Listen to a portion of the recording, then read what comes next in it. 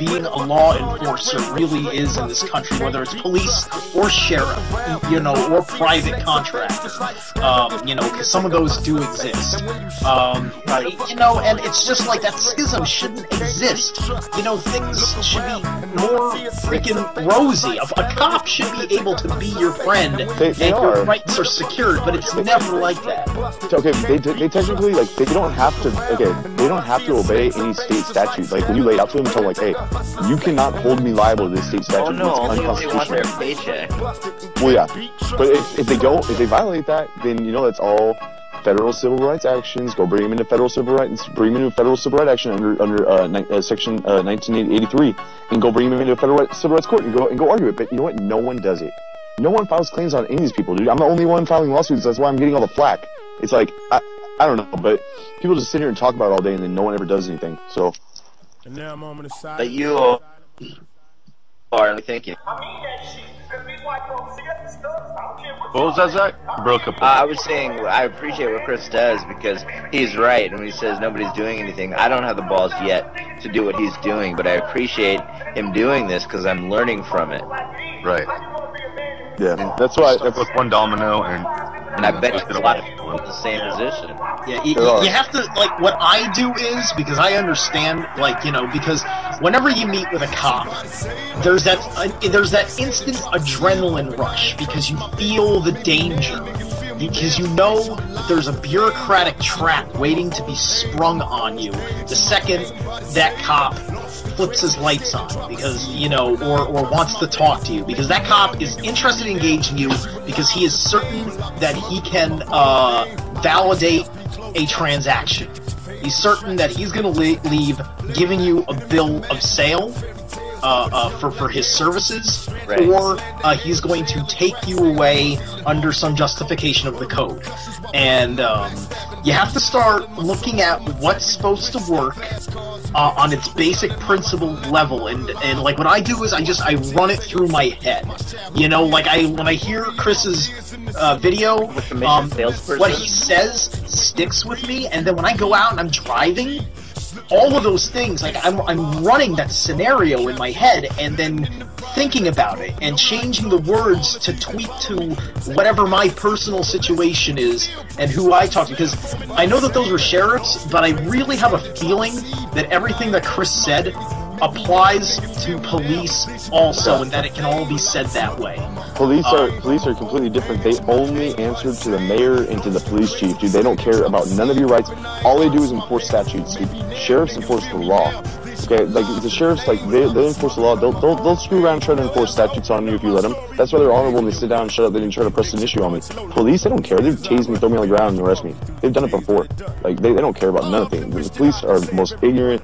They think they're power. They don't answer to nobody. They're not even answerable to the public. What's it called when a cop, though, has the choice whether or not to actually enforce the law? They all have the choice where they can just, you know, wave you off instead of taking action. Well, that's technically not true. They cannot free will dismiss if there's evidence of a crime. If there's evidence of a crime, they have an obligation to perform their duties. To keep the peace, if there's an immediate threat to the public health, safety, or welfare, that's where all state-powered police comes from. And that's not my opinion. That's Supreme Court case law. That's law, though. That's not legalities or statutes. You know, that's not parking tickets and all that stuff. I'm talking about a cop has the willpower. He can say after he pulls you over for speeding, I'm just going to give you a warning.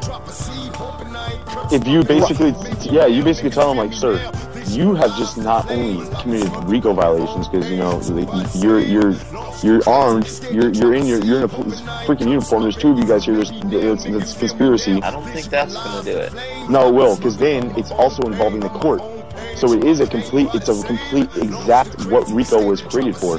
It's a RICO violation, and it's a violation of all your constitutional rights, because you should be free from unreasonable searches and seizures. What's the Fourth Amendment say?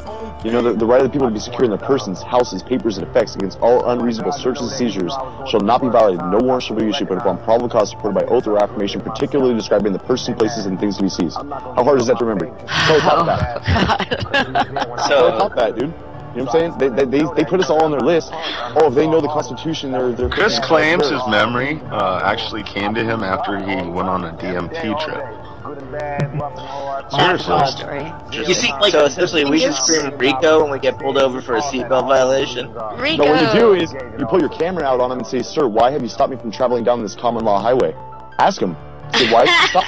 Did you know that you just committed a felony right now? You just activated your emergency lights in a non-emergency situation. Do you have any evidence that there's been a breach of the peace? You are a peace officer, sir. Is that not true? Who are you? Why have you stopped me? Do you have 3 forms of ID? I need to see a business card right now. I didn't believe that you're in your uniform. Yeah, see Terry versus Ohio. It's gotta work. Wow. The Terry Dan, search. Terry stop. I would try that once, but I would be very ready to go to jail. Oh, dude, no, here's the thing, is they're not gonna arrest you while you're on camera. Hey, and then what you do is they get stupid with you, what you do is you roll up your window, okay, and you call 911 and you tell them, hey, there's some guy standing outside my window, his face is turning red, he's armed with a gun, his face is turning red, he's getting really mad, he's threatening to break my window out and drag me out of my vessel, I need the supervisor down here right now. I don't even think this guy's a uniform. He won't even give me an ID, he won't show me, now it's all on 911. Now we have another, now you're creating this whole record of this, and for what? That's a 911 call that they're never gonna play on CNN. I wish I could channel Chris. The next time I get pulled over, I want to channel Chris. Just I think that's exactly what it is, because that's why I'm running it through my mind. That is a form of channeling. You know without a camera, if you don't have a camera, this is what you do. If you get pulled over, you put your hands outside of the window and you say, "Officer, don't be alarmed. I'm carrying a firearm." Then you're okay. You know, that's how I do if I have a firearm. If not, I'd still probably put my hands out the window, but I don't even have a car. Well, no, I was told what you want to do is you want to have your hands. You want to have your hands. I think just on your what is it? Your 3 and 5 o'clock positions or whatever. You know, the two cardinal positions on your steering wheel. No. And then then the first thing you want to do is inform them that you are carrying a firearm. Right. Now, depending on where you live, in Arizona it's a little different. I know, but I think that's also mostly the slave procedure of doing so, because there shouldn't be a need to divulge that information unless You can open carry loaded in Arizona everywhere except banks, bars, and I think just federal institutions. Yeah, you're even allowed to have a concealed weapons permit, but it's just to be on the safe side in a matter of respect to the officers. In theory, the weapons permit is illegal because of the Dick which did I send you the link of that? Dude, I get so much stuff, bro. Honestly, I don't really get a chance to look for that whole lot, and especially with everything I'm doing right now with the lawsuit. Yeah, the Dick Act of 1902. Oh yeah, I did get that. Started talking about it hardcore after Sandy Hook happened. That's when it entered my consciousness that it existed, and it's the federal law that backs up the Second Amendment, and it effectively says that all forms of permits and restrictions upon ownership are illegal, with the exception of money. You can have as many firearms as you can afford to carry, and and the government can't say anything about it unless you've regressed against somebody else. No, what they do is they willingly get people to do it, like they get us all on probation, and they go, "Oh, you're on probation, it's term your probation, it's term your parole," you know, like, or like we live in California, and it's crazy over here. There's no private citizens have any guns here. I mean, it's only the police. You only see the police with the guns. Well, you know? I mean, that's because of all the permit stuff. You presume that nobody has guns. Many people have guns. They're all off the permit. That's the problem with gun control. It's not about the guns, it's about the control. It's about the ammo. I don't think we really need guns. That's not really going to do anything. I think we just need pens.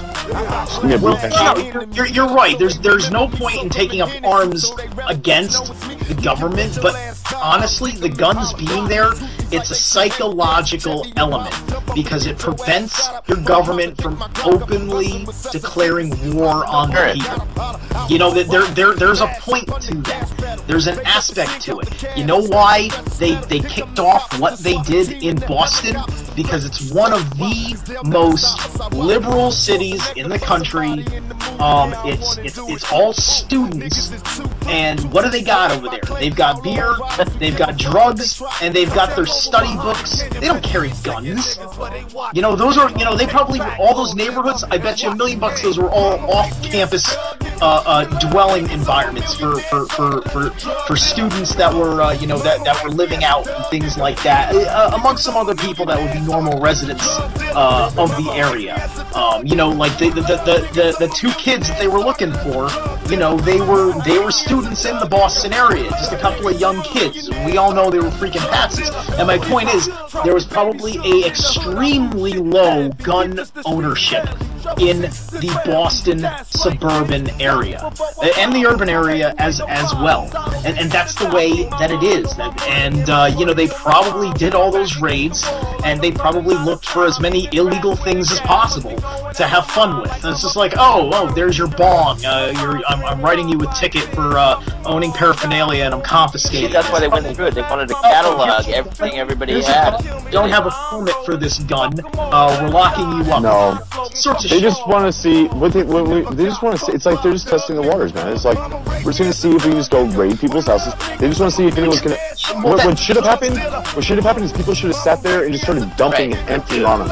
When they came in the door, dude, no, this is my freaking castle. You're not coming in here, dude, emptying on them, dude. That's if you're gonna send all these people come on there. Oh, I'm gonna freaking. If the government just they come and try to take my guns, take my blood, my bloody, and they don't even do anything about it. It's like. Either go all the way or shut up. If you want to do that in Boston, that's one thing. If they go down friggin' Houston, Texas, and the Houston, Texas surrounding area, or anywhere else like that, you know, Phoenix, Arizona area, you know, places where the South will rise again, per se, you might just hear that riled up. Does anyone honestly think that we're ever going to be able to, like, resist if the government ever really did try to come in? Well, we got a whole bunch of hand pistols. No. Come on. They have way bigger guns. It's not even a contest. People talk like, oh, we're not going to win. Texas, watch out. But guess what? They roll in there with, you know, Apache, 100 drone. You win like how they did in Argentina, where you have 10 million people marching in the street. There was complete cooperation. Right. That's what this is. People in the streets. It's people getting sick of the BS we're going through. But it's not about guns. It's about bodies. About people. Being informed. You see what's going on? They get tens of thousands of people to go to these things, and we're getting like a couple hundred. That's the difference. Yeah, well, look, you have to also understand this. They're running out of the manpower to actually sustain a control. The other thing is about Boston is that they can't just do that all over the place. They don't have the federal employment, they don't have the troop capacity, and they don't have the police capacity. These are all things that are diminishing based on people's disapproval of those systems. They have to get the people. They have to get the public to all go along and believe that that's what is necessary. That's the whole thing. Is like, and like I said, in Boston, the local authorities cooperated, and that's because there's a certain environment in those places. Local authorities are people. You're right. The people cooperated. They were cheering USA. The people wanted them to come in. They loved it, dude. It's like yes, police they come. Alright, we're gonna do the drinking law again in the conversation. The word "drink" must be implied when you're finished talking before the next man can speak, and we all take a drink. That's dumb. No, you don't drink. I don't drink. We'll get some water. It's just a concept. Why do I go? I'm gonna go find a bell. Hang on. Gotta have some order, right, Chris? Drink. Oh, I'm not. I don't know about order, dude. Drink. Order. Come on, man. All you're talking about is order. Well, you know, we want to have a little bit of chaos, you know, here, because A, that would be balanced. We don't want to have too much order, and they're trying to impose so much order. We need a place where we can feel like we can just lash out. So we're kind of lashing out here. You know, one of the last bastions of broadcasted freedom of speech. Revolution Radio. Booyah. Speaking of, yeah, Revolution Radio.